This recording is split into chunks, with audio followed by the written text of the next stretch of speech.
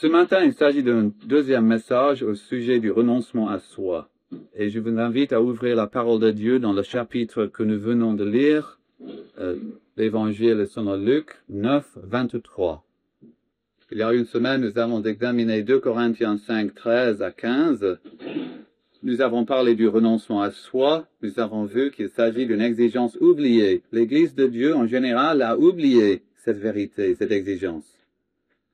Nous avons vu que l'égocentrisme est le trait distinctif de l'inconverti. Alors, si votre vie se tourne autour de vous, autour de toi, vous êtes inconverti. Et nous avons vu il y a une semaine que le renoncement à soi est le trait distinctif du vrai croyant. Il dit non à lui-même pour dire oui au Fils de Dieu. Notre deuxième message s'appelle « Se charger de sa croix ». Et son point de départ est Luc 9, 23 et 24. Et je vous invite à ouvrir la parole de Dieu pour avoir ces deux versets sous les yeux ce matin. C'est le Fils de Dieu qui parle, Luc 9, 23. Puis il dit à tous, « Si quelqu'un veut venir après moi, qu'il renonce à lui-même, qu'il se charge chaque jour de sa croix, et qu'il me suive. Quiconque, en effet, voudra sauver sa vie, la perdra. Mais quiconque perdra sa vie à cause de moi, la sauvera. » Et ici, dans ce texte, le Seigneur Jésus-Christ nous parle de deux choses. En premier lieu, il nous parle du premier jour de la vie chrétienne. Et ensuite, il parle de chaque jour après. Voilà les deux points de ce matin. Le premier jour de la vie chrétienne, et ensuite chaque jour après. Parlons du premier jour de la vie chrétienne. Messieurs, mesdames, le royaume de Dieu n'a qu'une seule porte d'entrée.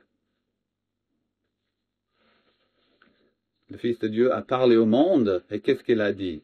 Il a dit, étroite est la porte, et resserrez le chemin qui mène à la vie, et il y en a peu qui le trouvent. Et personne ne peut entrer dans le royaume de Dieu sans passer par cette porte qui est tellement étroite. Il n'y en a qu'une seule. Et cette porte est si étroite qu'il est impossible d'y passer sans laisser le moi derrière moi. C'est-à-dire, le renoncement à soi est exigé dès le premier jour. Et c'est en renonçant à soi-même qu'on entre dans le royaume de Dieu. Et pour bien souligner ce point, Jésus, dans notre verset Luc 9, 23, il se sert d'une illustration vivante pour parler du renoncement à soi. Il parle de la croix. C'est une illustration, bien sûr, qui se réalisera bientôt dans sa propre expérience. 6 fois dans les évangiles, Jésus utilise cette illustration pour parler du renoncement à soi. Il dit, si quelqu'un veut venir après moi, qu'il renonce à lui-même. Mais tout de suite après, il dit la même chose d'une autre manière. Qu'il se charge chaque jour de sa croix. Alors, quand vous entendez le mot croix, quelles sont les idées qui vous viennent à l'esprit? Est-ce que vous pensez aux souffrances du Fils de Dieu? Ou est-ce que vous pensez à Étienne, lapidé? Ou est-ce que vous pensez à l'exécution de l'apôtre Paul? À quoi pensez-vous quand vous entendez le mot croix? Et ensuite, vous regardez votre propre expérience et vous vous dites peut-être, moi je n'ai pas de croix à porter. Et vous en avez honte, en fait, vous êtes un peu perplexe parce que vous savez que sans la croix, sans porter la croix, sans se charger de sa croix, on n'est même pas chrétien. Notre texte nous le dit. Si quelqu'un ne se charge pas de sa croix, il n'est pas disciple du Fils de Dieu. Si le renoncement de soi vous est inconnu, si dimanche 13 janvier 1991, vous n'êtes pas en train de vous mettre à mort, vous n'êtes certainement pas chrétien.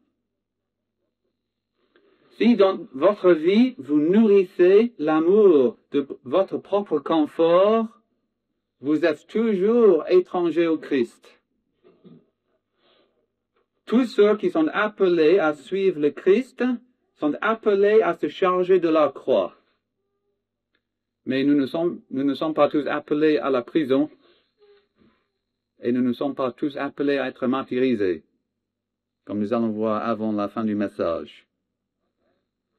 Il n'en restera moins vrai que tous ceux qui sont appelés à suivre Jésus sont appelés à se charger de leur croix dès le premier jour.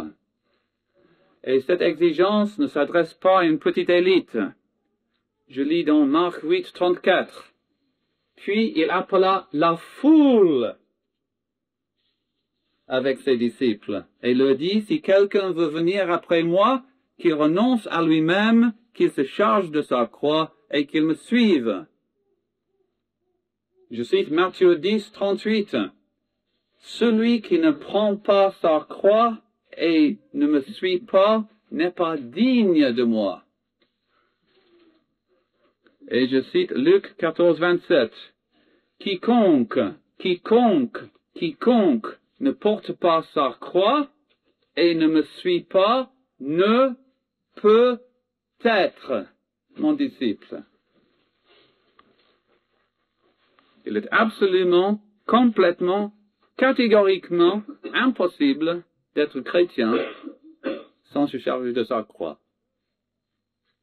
La seule manière d'éviter la croix, c'est de prendre le chemin qui mène à la perdition. C'est pour cela que Jésus dit au verset 24 ici, « Quiconque en effet voudra sauver sa vie, la perdra. » Je suis avec vous étonné devant cet enseignement, mais l'enseignement de Jésus est clair comme le jour. Mais l'évangélisme moderne oublie cet enseignement. L'évangélisme moderne est soucieux, il veut amener les gens à la vie éternelle, à la paix avec Dieu, et en le faisant si soucieux, il n'insiste plus que le Seigneur exige le renoncement à soi.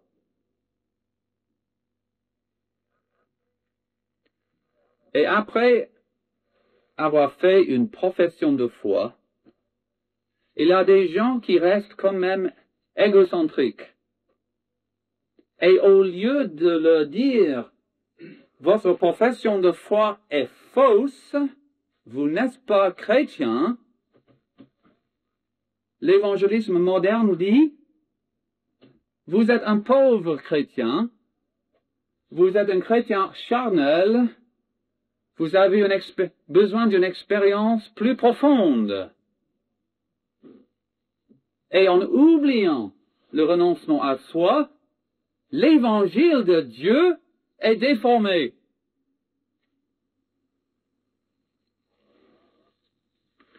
Sans la croix, il est impossible de suivre Jésus, et sans suivre Jésus, il est impossible d'avoir la vie éternelle.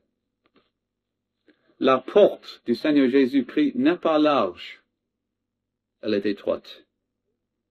Et tous ceux, sans aucune exception quelconque, tous ceux qui ont la vie éternelle sont entrés dans la fraternité de la croix.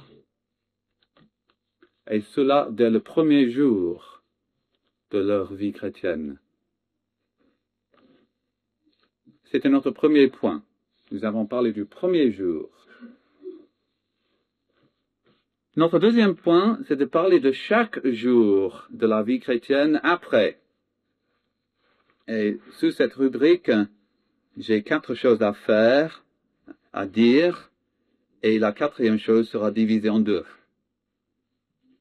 Nous allons parler maintenant non plus du premier jour, mais de chaque jour de la vie chrétienne.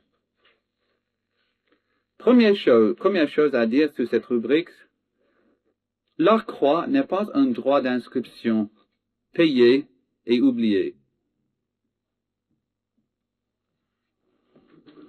La croix n'est pas un fardeau qu'on porte le premier jour, mais on la dépose et on marche sans croix le reste de sa vie chrétienne.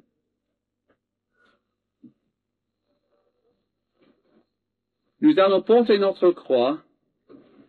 Nous n'allons jamais déposer notre croix avant qu'on nous dépose au cimetière.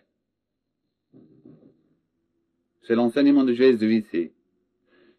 Verset 23. Si quelqu'un veut venir après moi, qu'il renonce à lui-même, qu'il se charge chaque jour de sa croix et qu'il me suive. Est-ce que vous êtes en mesure de répondre oui à la question suivante? Vous chargez-vous de votre croix ce matin?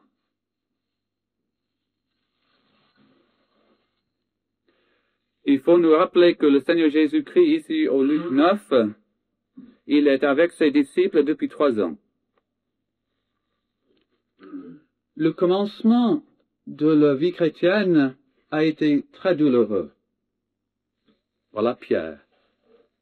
Pierre habitait un petit village au bord du lac. Il menait une vie assez paisible. Il a dû renoncer à tout cela pour suivre Jésus-Christ. C'était très difficile. Voilà Jacques et Jean. Ils avaient un père aimé. Ils avaient une vie aisée. Et ils ont dû renoncer à tout cela pour suivre le Seigneur Jésus-Christ. Et voilà Matthieu, Lévi, qui, avant sa conversion, était derrière ton bureau de péage. Il avait un boulot bien rémunéré. Mais il a dû renoncer à tout cela pour suivre Jésus-Christ. Le début de la vie chrétienne, pour chacun, a été très très difficile. Mais 3 ans plus tard, Jésus ne dit pas, « Mes frères, vous avez laissé derrière vous toute difficulté. Vous avez pris la croix le premier jour de votre vie chrétienne, mais tout cela est terminé. » Il ne parle pas ainsi. 3 ans plus tard, il dit toujours, « Si quelqu'un veut venir après moi, qu'il renonce à lui-même, qu'il se charge chaque jour de sa croix et qu'il me suive. » Alors, en devenant chrétiens, nous laissons derrière nous toutes sortes de choses, mais nous ne laissons jamais derrière nous la croix. La croix est une affaire de tous les jours.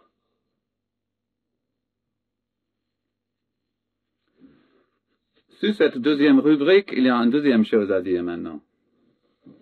La croix que nous portons est une croix réelle. Et pour bien comprendre cela, parlons du croix de notre Seigneur Jésus-Christ. Ses douleurs sont atroces. Il est en train de mourir. Mais quelle est la véritable douleur du calvaire?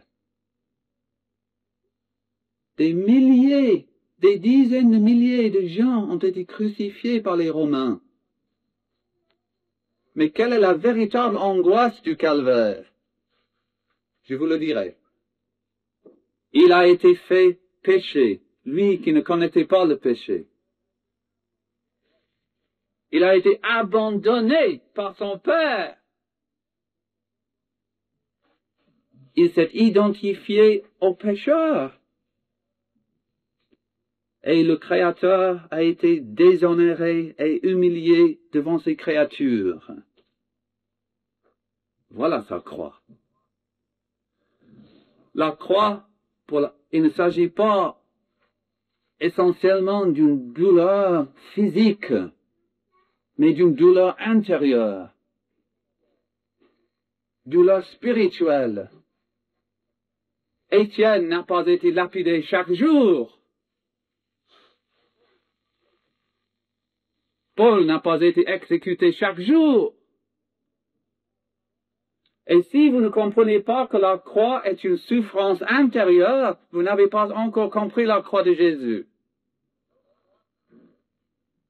Nos croix sont invisibles aux yeux humains. Alors si vous osez le faire, regardez autour de vous en ce moment. Il y a des chrétiens dans cette salle. Tout véritable chrétien dans cette salle, en ce moment même, est en train de porter une croix. Même en ce moment. Alors, qui sont ceux ici qui sont en train d'être lapidés? Personne. Qui sont ceux dans cette salle qui sont en train d'être crucifiés? Qui sont ceux qui, à presque 10h30, sont en train d'être persécutés? Est-ce qu'il y a des gens qui se moquent de vous en ce moment? Qui sont ceux qui, en ce moment même, dans cette salle, sont en train de se faire mutiler?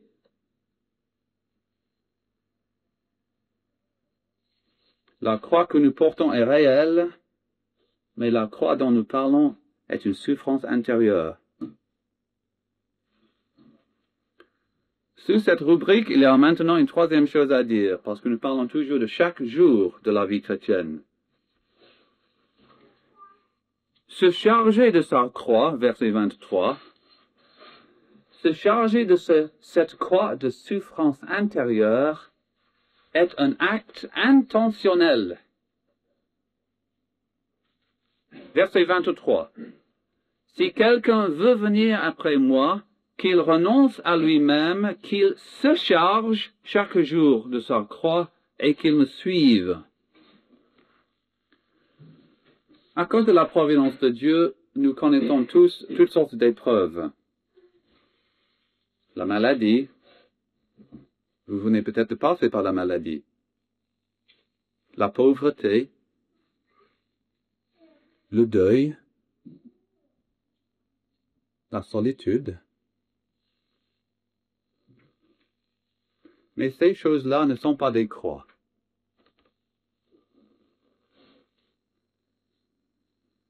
Ce sont des épreuves. Dieu envoie ce genre de choses dans notre vie pour nous éprouver, pour nous purifier, pour nous raffiner, pour nous sanctifier, parfois pour nous châtier. Ces choses nous arrivent malgré nous. Est-ce que vous avez cherché la maladie? Est-ce que vous pouvez vous dire que vous vous êtes chargé de la maladie? Que vous vous êtes chargé du deuil? Ce ne sont pas des choses dont on se charge. Ce sont des épreuves douloureuses. Mais ces choses-là ne sont pas la croix dont parle Jésus ici. Quand Jésus parle de la croix, il parle en même moment du renoncement à soi. Qu'est-ce que la croix dont il parle? C'est un acte intentionnel. Acte intentionnel par lequel je mets à mort le moi. Acte intentionnel par lequel je mets à mort la confiance en moi. Acte intentionnel par lequel je mets à mort l'égocentrisme.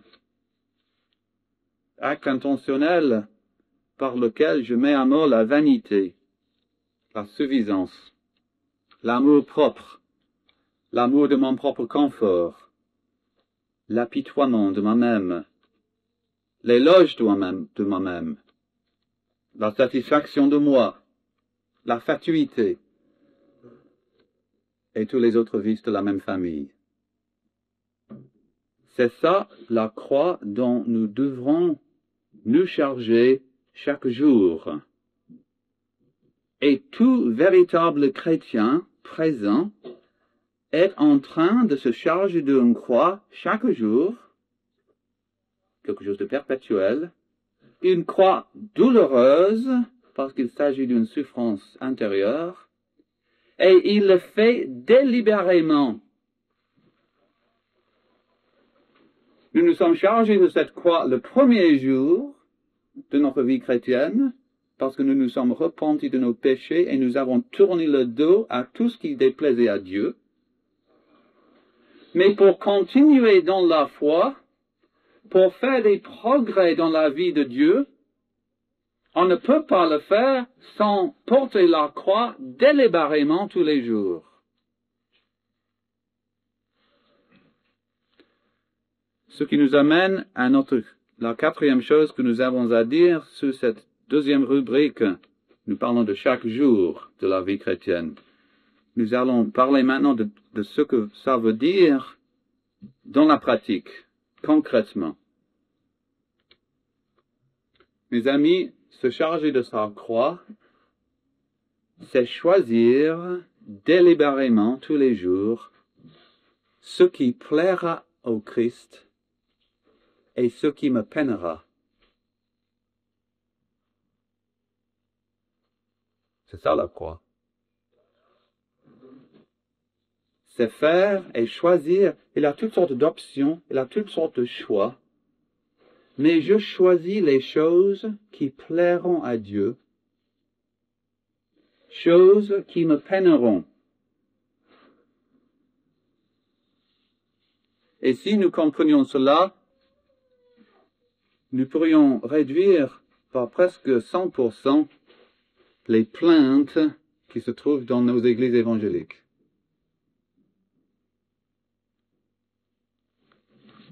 Et nous aurions tous beaucoup moins de problèmes dans notre vie chrétienne. Pour expliquer ce que je veux dire, parlons de la mise en pratique de deux domaines.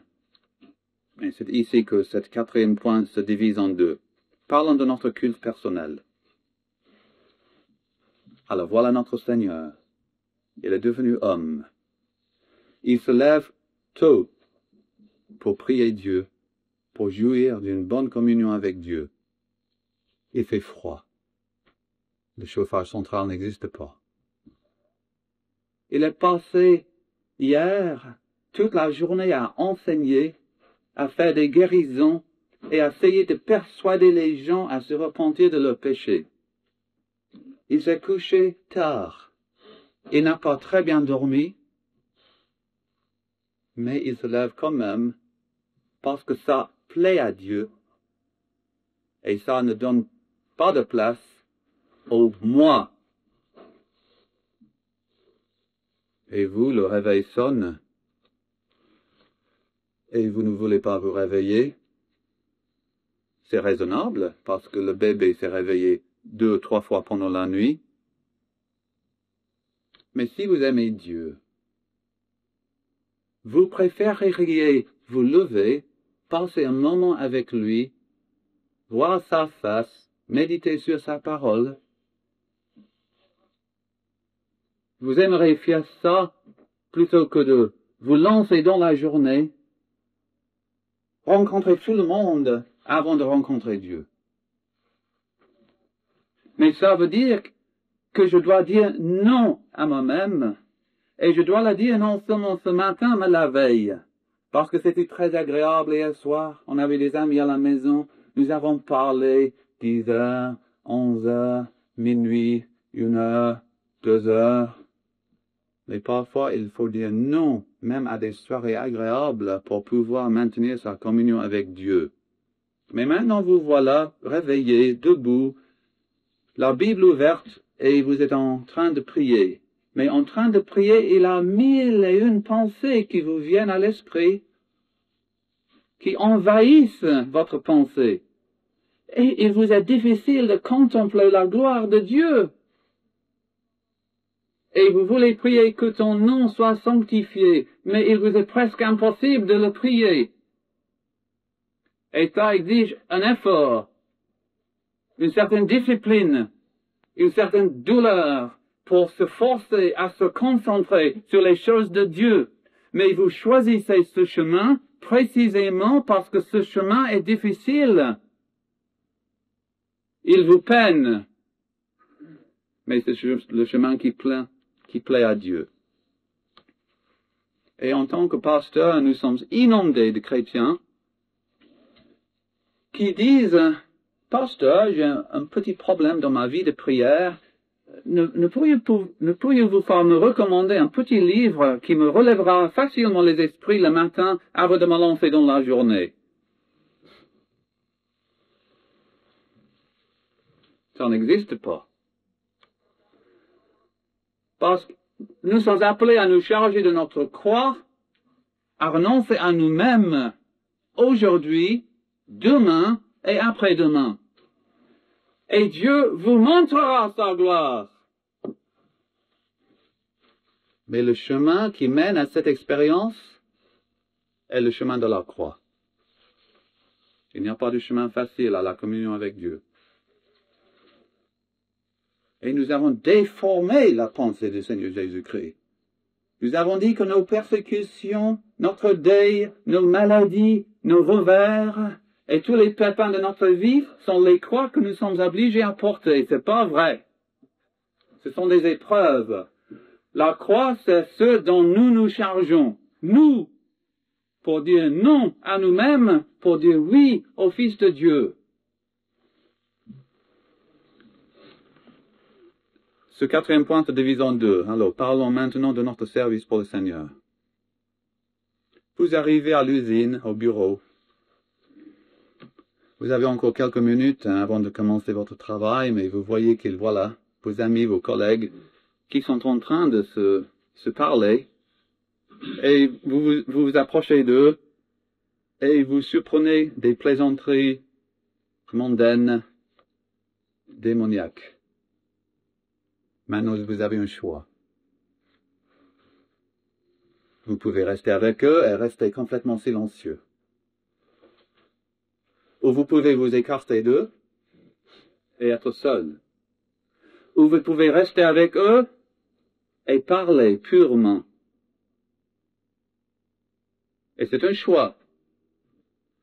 Vous savez que pour vivre avec Dieu, avec votre conscience, vous devez soit vous écarter d'eux, ou soit parler pour la pureté. Alors vous choisissez soit de vous écarter, soit de parler. Mais en faisant ça, vous savez quand même que vous serez rejeté, pris de travers, et pendant la journée, certaines personnes vont vous éviter. Mais vous choisissez ce chemin quand même. Pourquoi? Précisément parce que c'est ce chemin-là qui plaît à Dieu et qui déplaît au moi.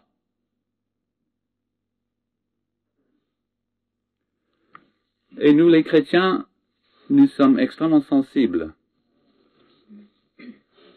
Nous n'avons pas une peau d'éléphant. En tout cas, pas moi et pas vous, j'espère. Nous n'avons pas des peaux de cuir. Nous sommes sensibles. Et surtout parce que la grâce de Dieu est entrée dans notre cœur. Et nous aimons la douceur et nous aimons la paix. Et nous préférions vivre dans un monde où il n'y a que douceur et paix. Mais ce qui est en jeu ici, dans cette situation, est l'honneur de Dieu et le bien-être éternel des hommes. Alors nous parlons. Et nous disons non à notre amour de paix. Et nous disons non à notre désir d'être acceptés. Et pour leur donner un message qui les offensera sûrement. Pense un moment à une fille de 35 ans. Elle a une mère de 60 ans. Et il veut parler de sa mère du Seigneur Jésus-Christ. Parler à sa mère de l'Évangile implique que la mère se trompe depuis plus de 60 ans. Que toute sa philosophie est fausse. C'est remettre en question toutes ses idées et toute son échelle de valeurs. Et bien sûr, la fille n'aime pas une telle situation. Et elle sait qu'en parlant à sa mère de cette manière, elle risque d'être mal comprise, prise de travers, qu'elle risque quand même de créer une sorte de fossé entre elle et sa mère, mais elle le fait quand même parce que ce qui est en jeu, c'est l'honneur de Dieu et le salut de sa mère. Et elle choisit délibérément le chemin le plus difficile parce que c'est précisément ce chemin qui plaît à Dieu et qui déplaît au moi. Et deux cœurs seront brisés. Cœur de la mère et cœur de la fille. Et elle choisit ce chemin, c'est ça se charger de sa croix. On parle toujours du service pour le Seigneur. Il y a un besoin peut-être dans l'Église qu'il y a plus de moniteurs, plus de monitrices pour l'école du dimanche. on vous demande de vous engager. Mais qu'est-ce que ça veut dire? Ça veut dire avoir une meilleure connaissance de la Bible pour pouvoir répondre aux questions des enfants. Et on ne peut pas enseigner simplement si on ne connaît pas profondément. Alors ça implique tout de suite que je dois me donner à une étude plus approfondie de la parole de Dieu. Ça implique aussi que je prie régulièrement pour tous les enfants, nommément. Ça implique que je me prépare, que je prépare les leçons et que je prépare les aides visuelles. Ça implique aussi que je rends visite aux enfants et que je les invite chez moi. Ça implique alors pas mal de sacrifices. Ça implique alors que je dois renoncer peut-être à certains passe-temps, certaines émissions et certains plaisirs, certains divertissements, certaines sorties et certains sports et certaines excursions. Mais c'est le chemin qui plaira à Dieu. Et c'est un chemin qui implique que je devrais renoncer à mon propre intérêt. Alors c'est le chemin à choisir. C'est ça le renoncement à soi. Notre Seigneur n'exagérait pas quand il parlait d'une croix qu'il faut porter chaque jour. Et choisir un autre chemin, c'est choisir le chemin qui mène à la perdition.